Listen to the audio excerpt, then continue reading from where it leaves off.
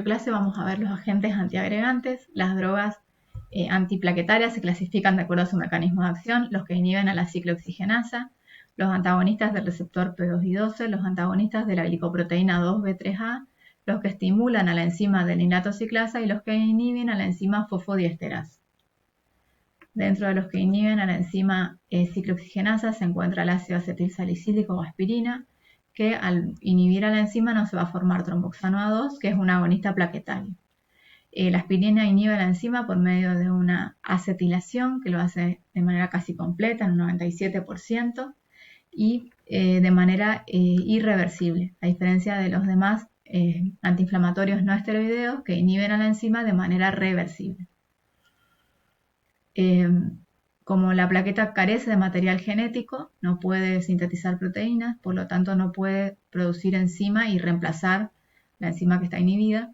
Entonces la enzima inhibida va a perdurar lo que dure la vida media de la plaqueta. ¿Cómo actúa la aspirina? Esta es la enzima ciclooxigenasa presentada de manera dimérica, y el ácido araquidónico ingresa por medio de un canal hidrofóbico y alcanza el sitio catalítico de la enzima. La aspirina se une a la ciclooxigenasa por medio de un residuo de arginina en la posición 120 y va a acetilar una serina en la posición 529. De esa manera se bloquea el sitio catalítico de la enzima. En el caso de la enzima ciclooxigenasa 2 endotelial, lo que se acetila es un residuo de serina, pero en la posición 516. La aspirina puede actuar sobre las dos ciclooxigenasas, sobre la ciclooxigenasa plaquetaria y la ciclooxigenasa endotelial. Las otras funciones de la aspirina es que disminuye la secreción de gránulos densos, implicada en la liberación de sustancias proagregantes y vasoactivas.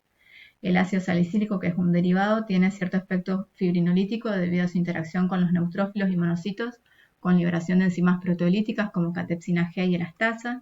Entre los efectos no plaquetarios se encuentran la inhibición de las prostaglandinas, la inhibición de la síntesis de interleuquina 6 en los leucocitos, la reducción de la actividad de los inhibidores del óxido nítrico sintasa endotelial. Por lo tanto, la célula endotelial va a producir más óxido nítrico que va a actuar sobre la célula muscular de los vasos sanguíneos, generando vasodilatación. La absorción de la aspirina es rápida y completa después de su administración por vía oral. Su biotransformación es principalmente por hidrólisis en tracto gastrointestinal, en hígado y en sangre, siendo fundamentalmente metabolizado en hígado y eliminado por vía renal. En 15 a 20 minutos es hidrolizado a salicilato y su vida media depende de las dosis y del pH urinario. Tiene una vida media alrededor de 2 a 3 horas con dosis bajas y únicas y 20 horas o más con altas dosis. El otro compuesto que puede inhibir a la ciclooxigenasa es el triflusal, que está relacionado estructuralmente con el ácido acetilsalicílico porque este es un trifluoro salicílico. Tiene una actividad selectiva contra el metabolismo del ácido araquidónico en las plaquetas porque inhibe solo la ciclooxigenasa 1, a diferencia de la aspirina. El triflusal no actúa sobre la ciclooxigenasa endotelial. Por otra parte, el triflusal también puede bloquear la fosfodiesterasa. La fosfodiesterasa se encargaba de degradar el GMP cíclico y el AMP cíclico. Como no se degradan estos compuestos, van a aumentar dentro de la plaqueta y eso provoca el bloqueo de la salida de calcio del sistema tubular denso. Por lo tanto, disminuye la concentración de calcio dentro de la plaqueta y de esa manera la plaqueta está inhibida. El triflusal se administra por vía oral, se absorbe en el intestino delgado y se une a las proteínas plasmáticas casi en su totalidad. Tiene una biodisponibilidad que oscila entre el 83 y el 100% y durante el paso por el hígado se desacetila y se forma su principal metabolito, el 2-hidroxi-4-trifluorometilácido benzoico, que es farmacológicamente activo. La vida media del triflusal en personas sanas es de media hora aproximadamente, mientras que la del metabolito activo es de 34 horas. Y la eliminación también es principalmente renal, al igual que la aspirina.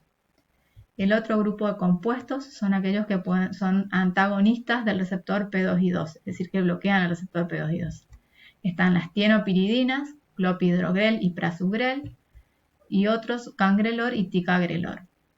El clopidogrel se administra por vía oral, es un profármaco, se absorbe a nivel gastrointestinal y se forman entre 85 a 90% de metabolitos inactivos porque es degradado por estearasas sanguíneas. Solo el 13 al 15% es metabolizado por el sistema enzimático CYP450 en el hígado, y de esa manera se forma el metabolito activo, que va a bloquear de manera irreversible al receptor P2Y12 porque forma puentes disulfuros con este receptor.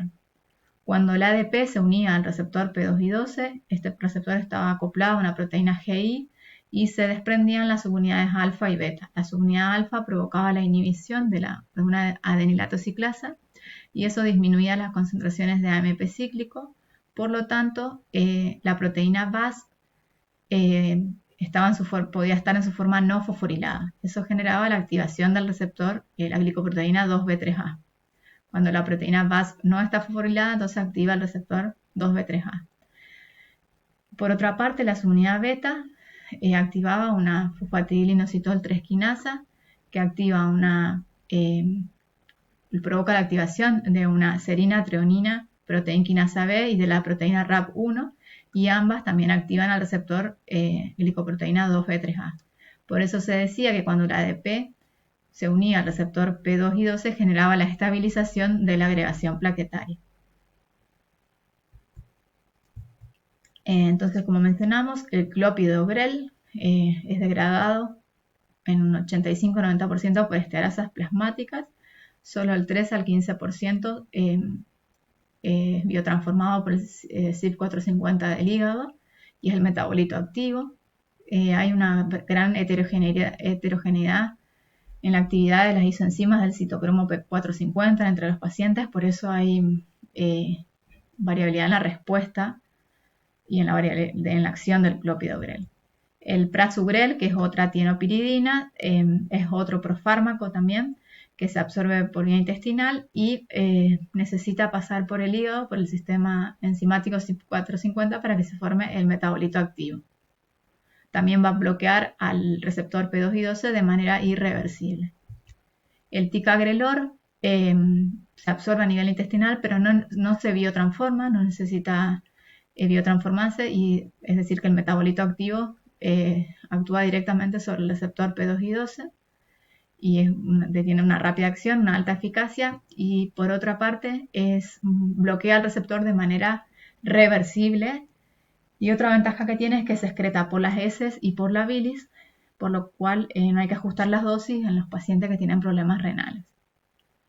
El otro antagonista del receptor P2Y12 es el cangrelor, que es un antagonista reversible también, un análogo del ATP, se administra por vía endovenosa y alcanza un alto grado de inhibición plaquetaria a los pocos minutos tras su administración.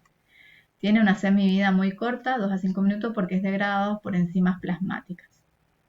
El otro grupo de compuestos son los antagonistas de la glicoproteína 2B3A. La glicoproteína 2B3A puede reconocer secuencias de aminoácidos, RGD, arginina, glicina y aspartato, o esta otra secuencia de aminoácidos, y estas secuencias de aminoácidos están presentes en el fibrinógeno, por eso es el ligando de este receptor. Esta secuencia RGD también está presente en la pitronectina o en el factor de von Willebrand, por eso también se podían unir a la glicoproteína 2B3A, pero es muy abundante en el fibrinógeno, por eso es el principal ligando de este receptor.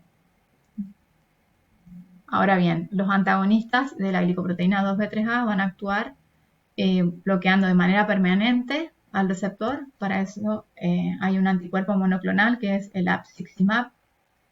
Y después hay otras drogas que inhiben de manera competitiva y reversible el lugar de unión para la secuencia RGD.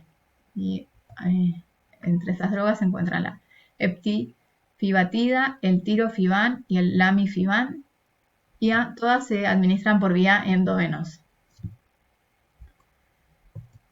Luego están las drogas que estimulan a la adenilato ciclasa, por lo tanto va a aumentar la concentración de AMP cíclico. Esa droga es el dipiridamol, que inhibe la captación de adenosina en los eritrocitos, plaquetas y células endoteliales. Hay un aumento en la concentración de adenosina localmente que actúa sobre el receptor A2 plaquetario y estimula la adenilato ciclasa, y eso aumenta la concentración de AMP cíclico. El dipiridamol se administra por vía oral.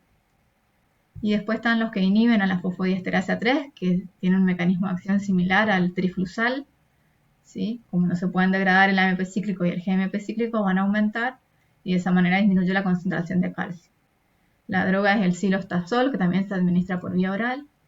Y bueno, como ya mencionamos, inhibe la fosfodiesterasa y aumenta la concentración de GMP cíclico y AMP cíclico. En cuanto al monitoreo de las drogas antiplaquetarias, hay muchos pacientes que se consumen drogas antiplaquetarias, pero no se realiza el control a todos, solo se controlan en situaciones especiales, y eso vamos a ver en la clase del martes 1 de junio, en una clase sincrónica.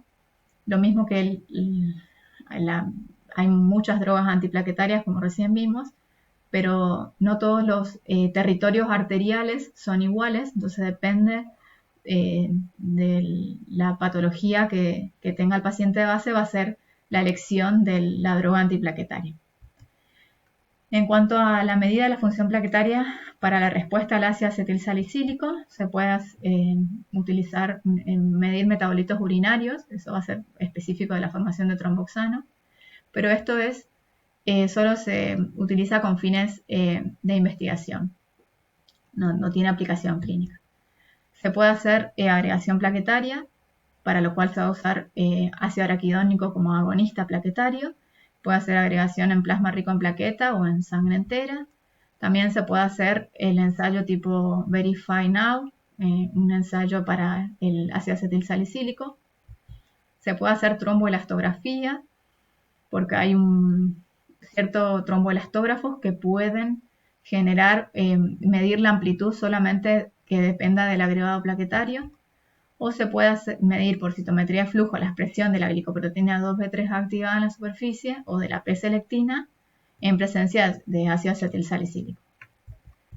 En cuanto a la medida de la función plaquetaria para la respuesta al clopidogrel, se puede usar la medida de la fosforilación de la proteína BAS por citometría de flujo, o agregación plaquetaria por ADP también, en plasma rico en plaqueta o en sangre entera. Se usa 10 micromolar o 20 micromolar de ADP, y si hay agregación plaquetaria en más de un 60%, se dice que hay una respuesta anómala in vitro al clopidogrel.